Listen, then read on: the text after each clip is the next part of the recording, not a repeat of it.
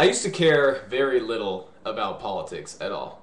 For those of you that have known me for a while, you can attest to that fact. I didn't vote in the 2008 election because I didn't care, and pretty much the entire reason why I didn't do anything with politics or was not involved was because I didn't care. My philosophy was like this: I didn't think that government can solve any of the world's problems, and I was like, the only way to do it is to change the hearts of people and to share the gospel with people and teach them about Christ and about God and just the truth of the world that's so hidden because the world is in such a darkness. And I was like, so I would focus on that, and I didn't really think that there should be a connection. And I'm a very firm believer in the separation of church and state, which is a big deal with American government. But what I always thought was they instituted that so that the government wouldn't be corrupted by the church, and the church wouldn't dictate what everyone did. But now I realize that the separation between church and state was not to protect the government from the church, it was to protect the church from the government. I've come to realize that the notion that I said before, that I didn't think government could solve any of the problems, that the only way to do it was like God was the only one who can rescue us and can save us from this really bad world that we're in. And that's true, but what I didn't get was that not only was government not the problem or not the solution, but it is the problem. One of the biggest problems, like a lot of the evil in the world comes from government. And I used to be so, like, again, I just didn't care. I was like, if people were like, oh, 9/11 it was an inside job and a conspiracy, I was like, okay. I didn't care whether it was or wasn't, because I was like, what am I going to do about it even if it was an inside job? If the government did it or whatever. You know, there's like tons of conspiracy theories out there. But then I started to realize, I started learning things, and I should mention that it was totally God put me on this path. It's like I didn't want to look into all these things or anything like that. I wanted to just do my thing and do whatever. But God was like, no. And I could explain it to you. I've told some people, given the testimony, but it was ridiculous. It was like there was no way I could avoid these things. A lot of it had to do with John Kennedy, and it kind of unraveled into the rabbit hole or whatever they say in the Matrix. I don't know. But anyway, that's what happened. And now I care about government a lot because I feel like an obligation as a Christian man who is all about the truth. If you ask me what the biggest thing, the most important thing in life is, I'll say the truth. And people will be like, oh, well, Jesus is supposed to be the most important thing. If you're a Christian, da-da-da. And I'm like, yeah, because Jesus is the truth. So ipso facto, truth. He says, I am the way, the truth, and the life. No one gets to the Father except through me. Therefore, the truth is Jesus, and it is the most important thing. But anyway, the truth is so important to me that once I found out the truth about how corrupt government is, and it's not even just like, oh, the Soviet Union's government or China government or whatever. I'm talking the United States government. Not to say that all government officials or whatever are evil and bad. Just most of them. Just the most powerful ones.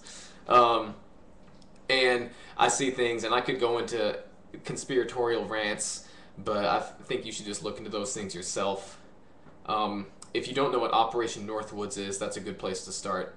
A declassified top secret document from the CIA, where pretty much they're going to frame terrorist attacks against Cuba and kill our own people and blah blah blah. This is the Joint Chiefs of Staff and the Secretary of Defense signed off on this, by the way. Just look at it. I don't want to explain the whole thing, but it's crazy, and it sounds exactly like September 11th, except Kennedy didn't sign off on it, and then Kennedy was assassinated. Coincidence. But the reason I care about it now is because I'm like, I don't think I can stop it on my own. The evil that this world is headed toward, because we're headed toward one world government. The Bible in Revelation even talks about that, and Daniel and other books. It's like everything that the Bible has predicted is happening, and I'm like, okay, I want to at least be like, I don't know. You can call me a prophet, you can call me whatever you want, but I want my voice to be loud, and I want people to at least know. It's like the Bible says, how are people going to know if they haven't heard?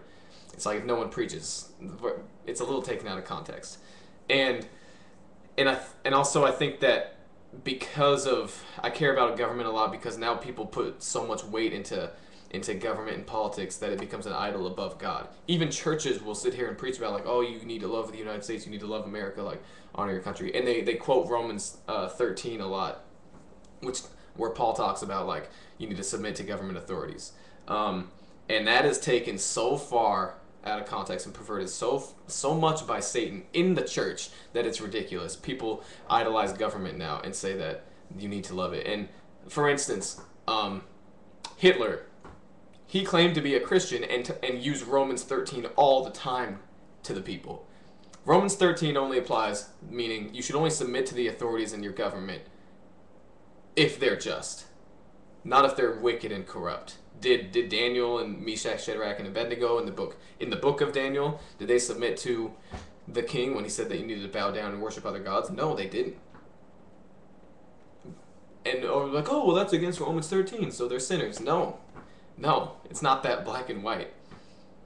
It's like people need to know. I don't want just people to blindly fall into this. Seriously, it's like a satanic conspiracy to bring along a one world government, which the Bible talks about. You can say, oh, Braden, you're crazy, you're wacko, you're going off the deep end, whatever. I'm sticking strictly to Scripture. What it says is going to happen. And then if you just read the signs of the time, Jesus is like, why can't you can tell when the wind is going to blow and you can tell and when the seasons are coming, whatever, but you can't read the signs of the time. Kind of like jabbing the people, like, how do you not know what's going on? You should be able to see all this stuff. And I'm saying the same thing to you. You should be able to see all this stuff. We're trillions of dollars in debt by design. It's not an accident. The devil has a lot of control in this world, and he uses governments to bring about his plans. And I don't want his plans to succeed, so therefore, I don't think I can stop it, but I have an obligation to at least let the people know what's going on so that they can opt out of it. Because I'm not, in the words of Andy Samberg, I'm not going to be a part of your system. I'll throw that to the ground. But, anyway, that's pretty much why I care about politics now. And because I realize it's not even politics that I care about. It's the world in general. And I don't think that government is the solution. I think government is the problem. So therefore, I'm not advocating that people get super politically active. I'm advocating that people become more worldly aware, especially Christians. We're supposed to be the light of the world. Let's shed light on the darkness. Can we do that, please? That's our obligation. The book of Romans actually tells us to expose the evil of men, all the stuff that gets done in secret, and it is bad. I'm not going to go into it because it will scare people and it will frustrate people, and you'll think I'm crazy probably. But unfortunately, all of it is true. So many conspiracy theories and stuff that I used to think were wacko and insane and blah blah blah, they're true. And they're like commonsensically true, if that's a word. I'm going to coin it, commonsensically, an adverb. But it is true. And I don't want them to be true. But unfortunately, it's true. And I can go on a list, but just a few examples. The September 11th, I'm pretty sure. I don't know what the truth is, but I know that the official story is a lie. Operation Northwoods. Please, I think that's a huge one that people can just look on the internet, just type it in and find it, and it's crazy. The Bohemian Grove, the Illuminati, the JFK assassination, the Robert Kennedy assassination, the Martin Luther King assassination. So many. So many. It's ridiculous. The Gulf of Tonkin incident, which got us into the Vietnam War based on a lie. And the crazy thing is that many of these have been admitted to being lies after the fact, but it's like people just don't care, and they still trust the government anyway.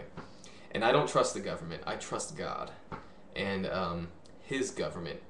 And they said the government would be on Jesus' shoulders. That's who I'm following. And that's who I suggest you follow too, because he's the only king worthy of praise. Anyway, and if you're not religious and you're watching this video, that's okay. You don't need to be, because everything I'm saying is still true. But I would suggest that you look into it, because Jesus is the truth. And I guarantee if you seek him with all of your heart, you'll find him. And with that, I will leave and let you on the rest of your day. So, Ron Paul, 2012.